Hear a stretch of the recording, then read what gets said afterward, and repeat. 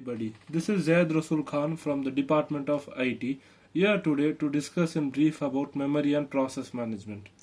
So what is process management?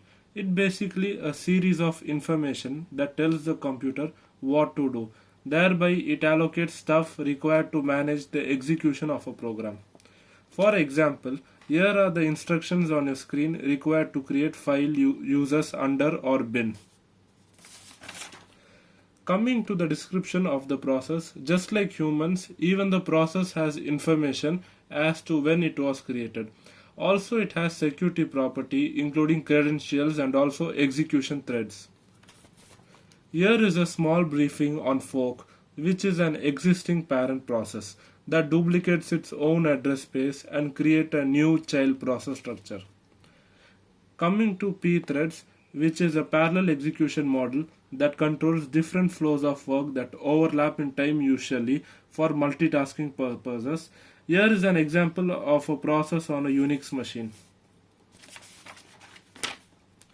Here is a teletype where user interacts with the system contrary to pseudocode where the process is used as a background, or to say it is nothing but the slave port of PHY terminal.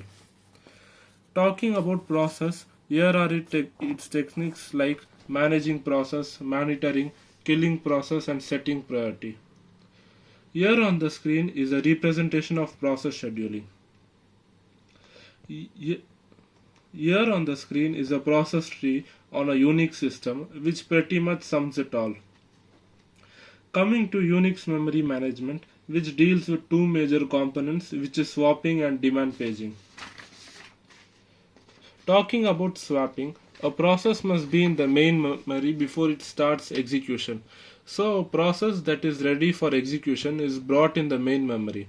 Now if a running process gets blocked, the memory manager temporarily swaps out that blocked process onto the disk. This makes the space for another process in the main memory. As we all know, a process must be placed in main memory for its execution, but the fact is that we have a limited amount of main memory. The memory needed by all the processes in the system is often more than the main memory we have in the system. Here is the difference between reference count and storage unit numbers in swapping. Reference count: number of page tables entries that point to a page on the swap device.